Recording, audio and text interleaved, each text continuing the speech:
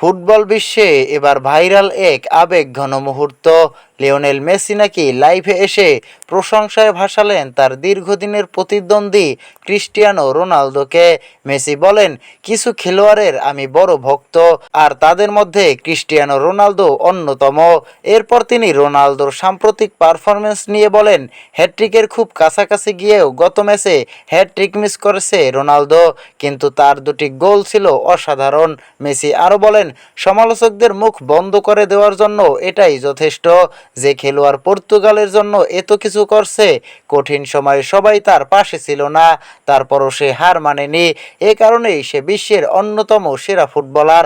Football ইতিহাসের দুই মহাতারকার মধ্যে এমন সম্মান ও শ্রদ্ধার সম্পর্ক সত্যি অনুপ্রেরণাদায়ক। মাঠে তারা প্রতিদ্বন্দ্বী হলেও মাঠের বাইরে একে অপরের সাফল্যকে সম্মান করেন।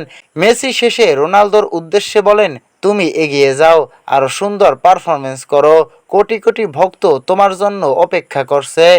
প্রিয় দর্শক, মেসি ও রোনালদোর এই পারস্পরিক সম্মান সম্পর্কে আপনার কি মতামত? ফুটবলের সেরা খেলোয়াড় কে, মেসি নাকি রোনালদো? কমেন্টে জানাতে ভুলবেন না। আর এমন ফুটবল আপডেট পেতে আমাদের চ্যানেলটি সাবস্ক্রাইব করে পাশেই থাকুন।